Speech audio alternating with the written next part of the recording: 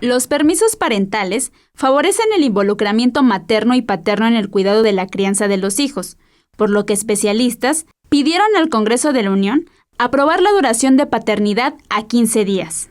En términos de igualdad entre padres y madres, de entrada hay una gran desigualdad. En la licencia de maternidad hablamos de semanas, y en el permiso de paternidad hablamos siempre de días.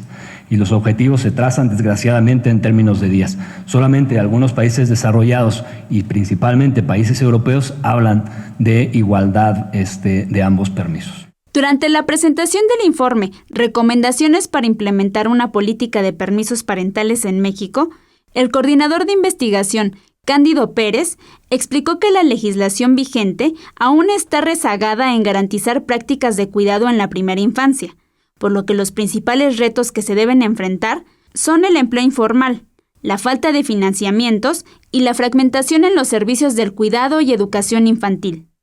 Algunas de las recomendaciones que el especialista emitió son la incorporación de un nuevo enfoque que integra el derecho a las niñas y niños de ser cuidados y el derecho a los padres a cuidar y a trabajar, igualar los permisos parentales, vigilar el cumplimiento de otorgar y usar los permisos parentales vigentes, entre otras.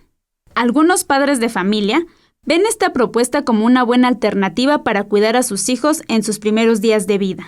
Yo creo que sí sería muy importante que el padre también pueda tener ese derecho, porque durante años no tuvimos ninguna libertad y francamente para nosotros sí era una pesadilla a la hora de que nacían nuestros bebés que no podíamos verlos. Entonces a mí me parece excelente que lo estén haciendo y que vayan a elegir y ojalá lo hagan.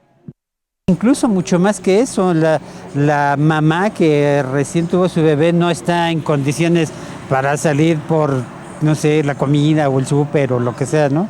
Entonces hay que atenderla. Yo tuve la posibilidad de ayudar, de asistir a mi mujer, pero sé que no todo el mundo tiene esa facilidad, ¿no?